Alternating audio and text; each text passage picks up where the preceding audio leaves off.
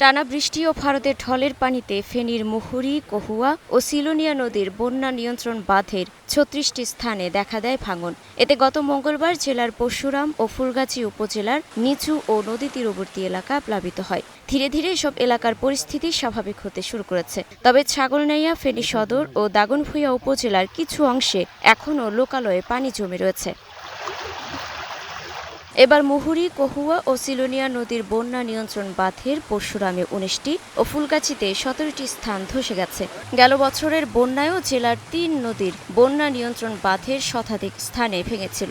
পরে ২০ কোটি টাকার বেশি বরাদ্দে বাঁধগুলো মেরামত করা হলেও বছর না পেরোতে আবারও ভাঙন। যথাযথ তদারকি ও অনিয়ম দুর্নীতির কারণে বাঁধ ভেঙে প্রতি বছর এমন দুর্ভোগ অভিযোগ স্থানীয়দের। আমার পিছনে যে বাড়িটা দেখছেন ডুবি রয়েছে পানি, ওইটা আমার বাড়ি।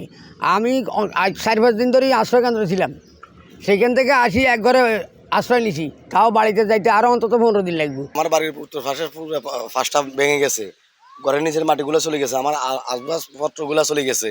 আমরা এই বাঁধের কারণে আতঙ্ক, এখানে ঘুমাতে পারতেছি না। একটা রেফানি আমার দেখেন সব তলায় পানিলে আর রাতে ঘুম যাইতে পারি না, চুলাতে আগুন দিতে পারি না।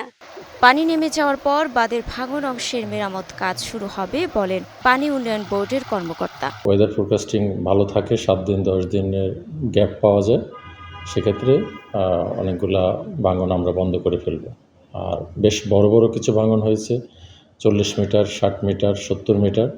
এই ভাঙনগুলি বন্ধ করতে একটু সময় লাগতে পারে। আমাদের ডিজাইনের পরামর্শ নিব আমরা, এবং আমরা সব ধরনের প্রস্তুতি নিয়ে রাখছি। আমাদের ১,০০০ জিও টিউব আমরা অ্যাডভান্স এনে রাখছি, যাতে আমরা খুব দ্রুত কাজ করতে পারি। জেলায় ত্রাণ কার্যক্রম পরিচালনার জন্য ২৩.৫ লাখ টাকা বরাদ্দ চাওয়া হয়েছে। দুর্যোগ ব্যবস্থাপনা ও ত্রাণ মন্ত্রণালয়ের কাছে শুকনো খাবার, গোখাদ্য ও শিশু খাদ্যের আরও ৪০ লাখ টাকা বরাদ্দ চাওয়া হয়েছে।